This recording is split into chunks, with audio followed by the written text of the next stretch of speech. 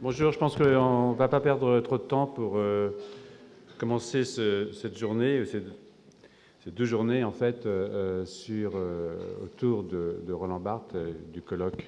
Donc ce colloque. Bon, on ne dit pas non évidemment à Antoine Compagnon, donc quand il m'a demandé d'ouvrir le colloque, j'ai dit oui. Et donc j'ai été regarder un petit peu dans ma bibliothèque les différents livres que j'avais de Roland Barthes. Et puis j'ai pris le train et j'avais apporté avec moi un livre de Vilamatas qui s'appelle Marienbad électrique. Et je me suis mis à lire Marienbad électrique et ça commence, c'est une discussion entre Enrique Villamatas et Dominique González Forster. Et ces discussions se passent au Bonaparte, au café. Donc je me suis dit, là il y a un signe, enfin je n'avais pas encore vu qu'il y avait un signe, et donc j'ai continué parce que comme vous savez, Barthes recevait beaucoup au Bonaparte. Et donc, j'ai continué à lire, et à un moment, Dominique González Forster répond à Villamatas, et elle lui répond une réponse qu'il a beaucoup aimée, parce que c'était... Il dit, j'ai aimé sa réponse, peut-être parce qu'elle me rappelait que lorsque je termine un roman, j'aime beaucoup qu'on me demande s'il s'agit d'une œuvre appartenant à ce genre. Donc, quand je termine un roman, personne ne voit que c'était un roman, d'une certaine façon. Donc, je me dis, tiens, ça c'est un deuxième signe. Donc, je continue cette lecture accidentelle de Villamatas. Et on y rencontre de nombreux écrivains, à commencer par Walser, et son écrire consiste à tourner à l'infini autour de ce dont on veut vraiment parler, hein, comme l'image de la soupe qu'on mange par les bords quand elle est trop chaude. Donc, et plus tard, dans la lecture de ce livre, il cite nominément Roland Barthes. Donc, surprise, ça allait bien, j'ai eu du bol de prendre ce livre avec moi. Et Roland Barthes est dans ce petit texte collé, évidemment pas, mais enfin ça m'a étonné à l'époque, à Rob Grillet.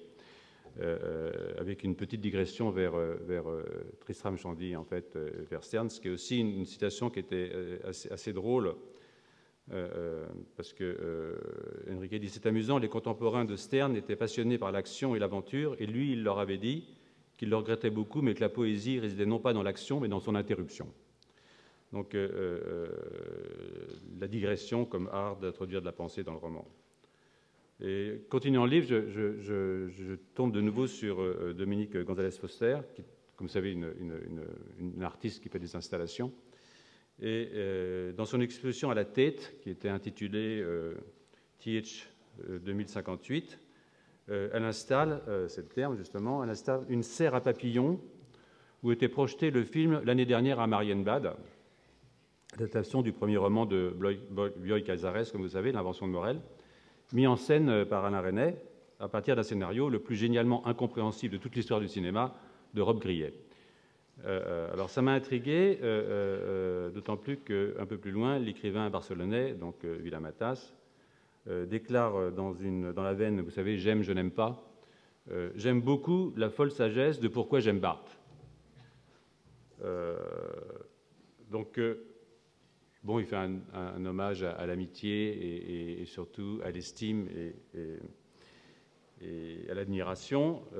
Et il cite ce livre, vous savez, qui avait été mis par Christian Bourgois, Pourquoi j'aime Barthes, autour du colloque de Cerisy. Donc je me suis précipité pour lire, en fait on dit relire, hein, mais moi c'était vraiment pour lire, le dit opuscule Pourquoi j'aime Barthes, et du coup le dialogue de Cerisy.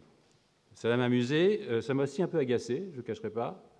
Et puis la lecture du dernier ouvrage d'Antoine Compagnon, L'âge des lettres, là m'a vraiment fait rire, ça m'a mis en joie.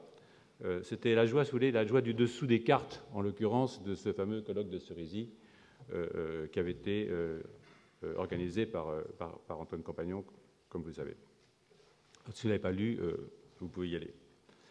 En revanche, dans le même Pourquoi j'aime Barthes, on trouve aussi le Parti de Roland Barthes, qui a été publié un an après sa disparition, et cette interrogation de Rob Grillet, quel roman aurait-il écrit? Tout cela ne résout pas la grande question, quel roman aurait-il écrit lui-même? Il en parlait de plus en plus, publiquement comme en privé. On ne saura jamais, et peut-être ne l'aurions jamais su, parce que peut-être qu'il n'aurait jamais écrit véritablement de roman, s'il avait survécu à l'accident de 1980. Mais on peut spéculer sur une réponse, un truc du genre Bartleby le scribe. Hein. Non pas parce que ça commence par Bart, mais parce que I would prefer not. Hein, je préférerais ne pas. Et si vous vous souvenez de la leçon inaugurale de Roland Barthes, et ce terme qui avait extraordinairement fait parler et en même temps choqué certaines personnes, toute parole est fasciste. Donner un discours qui n'en est pas un, fuir devant l'écriture en écrivant des romans qui ne sont pas des romans. Alors on pense évidemment, on pense à Deleuze d'une certaine façon, on pense à Villamatas évidemment, mais qu'est-ce qu'un roman, hein, et au-delà, qu'est-ce qu'écrire? Je pense que c'est aux écrivains présents aujourd'hui, pour honorer la mémoire de Roland Barthes, de nous le dire. Je vous remercie et je vous souhaite une excellente journée.